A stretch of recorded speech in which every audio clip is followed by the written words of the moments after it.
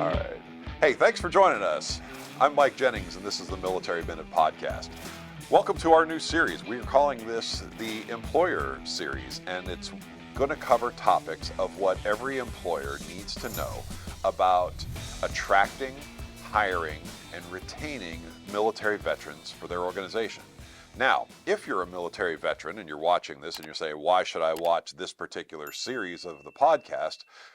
What we're going to talk about here are things that you recognize as important parts of your military service and how it is that these things define you and how this ends up leading to some areas of dissatisfaction when you go into civilian employment. But for those who are military members themselves, these are things that you can be a part of creating when you go into your next organization as a civilian. So the idea behind this is to try to help employers understand aspects of military life that are become important to the military member that they oftentimes miss when they leave active duty. So today's topic is understanding esprit de corps. If you're a military member, you may not even understand what that term means, esprit de corps. But it's actually a French term that literally is translated as spirit of the corps or spirit of the military unit. And what that means is that loosely determined or loosely defined, I guess I should say, you might call this unit morale. What goes into unit morale? But it's actually bigger than that. In other words, the spirit of the corps, morale is one component of the spirit of the corps. The other part of spirit of the corps or esprit de corps is the mission and the identity that you create through that. And the last part of that is the relationships that you develop as part of this. All of these things factor into this. So how does this play out? So let's start with some of the most obvious parts of this. Esprit de corps starts off with an identity as a military member. If there's one thing that helps military people connect with what they do, it's the uniform. The uniform is the tangible physical representation of what we do in the service. And it identifies also who we are in the service, but it becomes a common link with everybody who is there. The second part of this is the mission. The mission is part of a national identity and a national feeling of overall good about what we do. Proud to be an American. And in Napoleonic France, it was proud to be French. And those parts of that identity that are pulled together, people who are serving in the military, serving in the Army, serving in the Navy, Air Force, Marine Corps, Coast Guard, whatever service that you're in, active or reserve, is that you have that identity in your uniform and you have this now as part of a bigger mission that serves something bigger than who you are. Then you add into this, the third element is morale.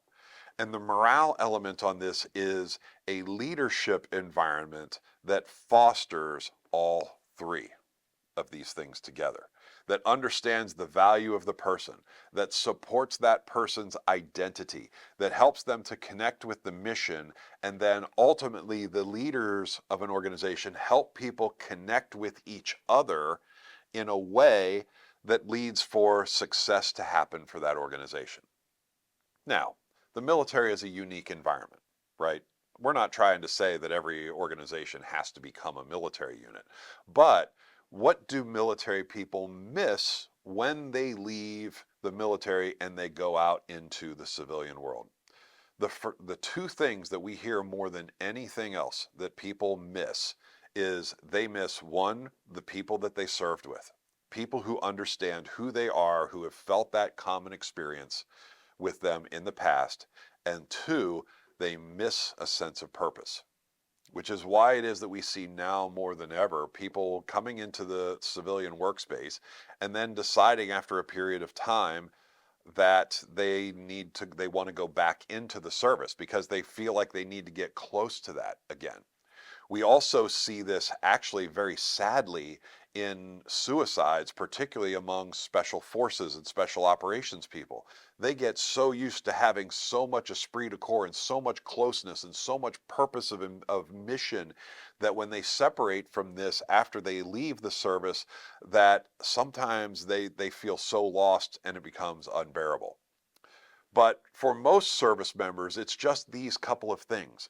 So if I'm an employer and I want to try to build esprit de corps and to try to create an environment that's welcoming for military people, this is what you want to focus on.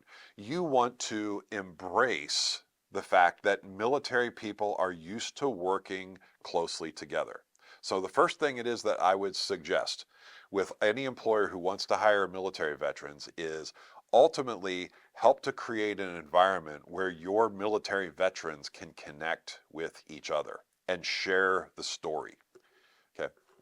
How to help build that, what your military veterans can do inside of this is not just make it a social club. This isn't what we're trying to do, and we're not trying to make it a clique. But what your military veterans will do for you in this group, if you add a purpose, which is to help your military veterans find a higher purpose beyond themselves inside of the work that you're doing. Every company does something that serves a greater good.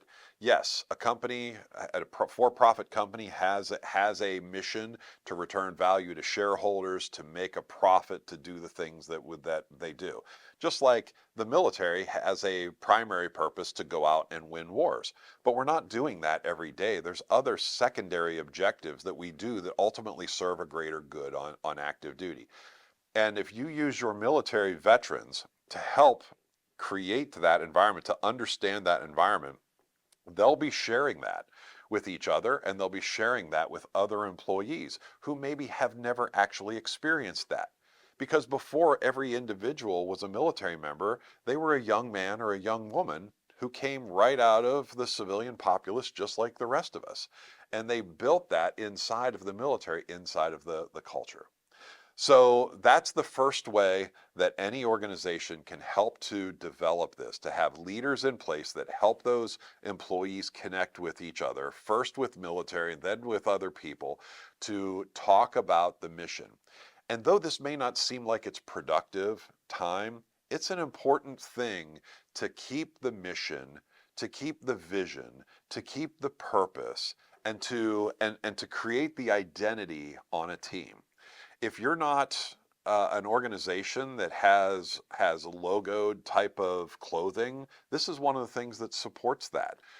Is that helps to create that sense of identity within this group. Many times I hear from military veterans whose employers don't have some kind of logo clothing that they miss that. They don't want to necessarily go all the way back to wearing the uniform again, but they do like waving the company colors with that. After all, they made a choice to join you. They had a sense of pride in what it is that they're doing for you, and helping them to connect to your mission will help to hold them together and to give them satisfaction and start to embody the buy-in that every leader is looking for. When you get not only the labor, not only the efforts of somebody, but this is how it is that you ultimately help to win the hearts and minds of your employees, and which ultimately leads to better results, longer retention, more satisfied people, and a greater employer brand. So thanks for joining us. I'm Mike Jennings. This is the Military Minute Podcast.